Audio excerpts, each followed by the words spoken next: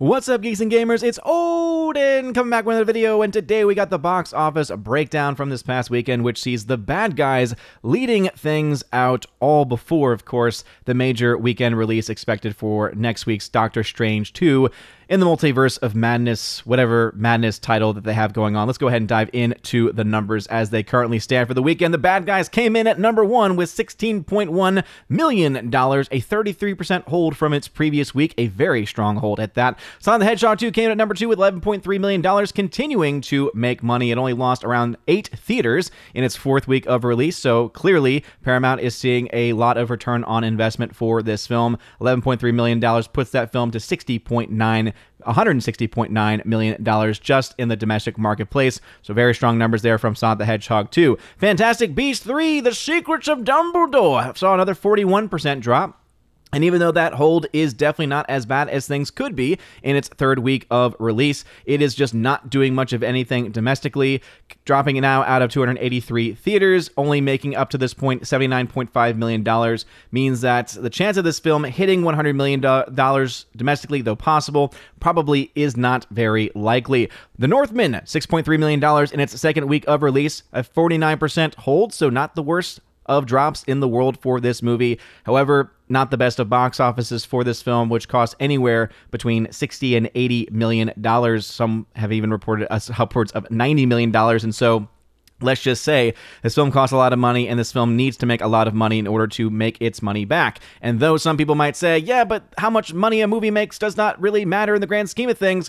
Yes, if we're talking about, whether a film is good or not, for sure. But when it comes to a sequel for a potential franchise, of course, this is not one of those films fitting that category. But let's say you like this kind of movie. Let's say that you like the fact that Focus Features gave a lot of money, or the production company behind The Northman gave a lot of money to Robert Eggers, and you want more films like this, not in this universe necessarily, but like this in the future. Guess what? If your film does not make money, the studio is going to say, oh, well, we tried it. We tried working with a little bit of more of an obscure, independent type film, putting a little bit more money behind it, but clearly that does not work, so let's go ahead and make another sequel. Let's go ahead and make another prequel. Let's go ahead and adapt some previously seen or read material. So as you can see, it is a big problem, and I have a whole video on my own channel breaking down why The Northman's box office is so incredibly important. It puts this film's domestic total to $22.8 million, which for the projections part of it is not very good. And then rounding out the top 5 this week is Everything Everywhere All at Once, which actually rose 2%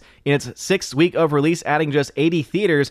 Again, this film, this little engine that could, with the weirdest release schedule of all time, and a very solid film at that, $5.5 million for this weekend, putting its domestic to 35.4. However, it does still need to make a little bit more money in order for it to be able to actually break even. The bad guys' worldwide total now at this point, after 2 weeks, sits at $118.6 million. Sonic the Hedgehog, as a lot of people are fans of this franchise and of this film, Sonic the Hedgehog 2, $302 million, so surpassing that $300 mark, again, well on the way to destroying even that of the original films and total.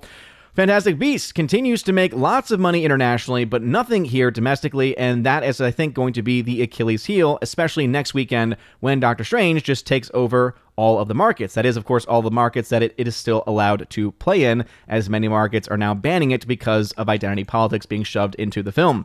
The Northman at $41.6 million is very far off the mark of the close to $200 million or so it needs to actually make to break even, which is why I don't have very good projections on this film going forward. And Everything Everywhere All at Once at $38 million. Again, not the biggest money in the world, not the biggest movie in the world, but when you start off at only about 85 screens and then you add on to that, and then you continue week after week to either have 2% drops or 2% gains at the box office, hey, whatever they're doing, it's working for them, but will it be enough for them to make their money back? It's still too hard to tell at this point in time. We also had the release of Memory, of which we only have domestic numbers, $3.1 million for the latest of the...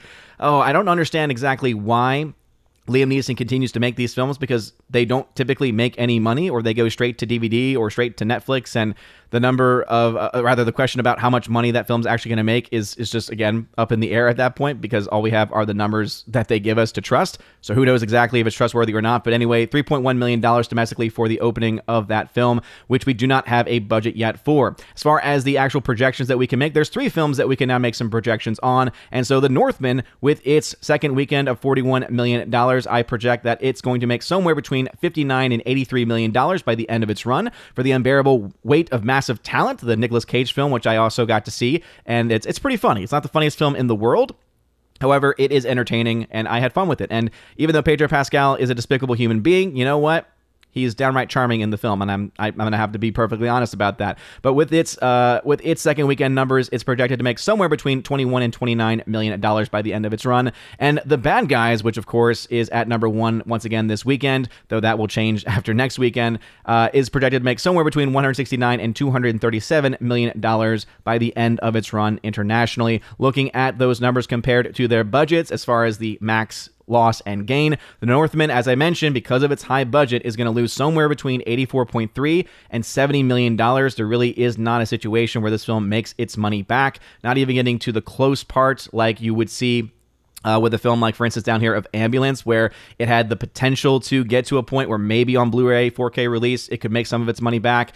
It's just not seeming that way for The Northman. Again, does that mean the movie's not good? Not necessarily. But what it does mean is that people aren't going to see it, and studios do care to some extent about making money. The Unbearable Weight of Massive Talent, because its budget was, again, not the largest in the world, but it's also not making a lot of money, will lose anywhere between $32 and $27 million, where The Bad Guys is expected to either lose $3 million or make $37. And based on where this film is trending, if it has a strong hold next weekend, especially up against a film like Doctor Strange 2, I think that this film will be well on its way to making its money back and making its profits. For anyone who's interested in where the current films stand right now, again, Northman right now at $95 million in the hole, Unbearable Weight of Massive Talent, $40 million in the hole, Bad Guys, $33 million in the hole, and Fantastic Beasts, The Secrets of Dumbledore, even though it is adding a lot in the international market, I think that will be quieted quite a bit next weekend with Doctor Strange. This is right now at $100 million in the hole, and I imagine that this film probably will end up being at least a $50 million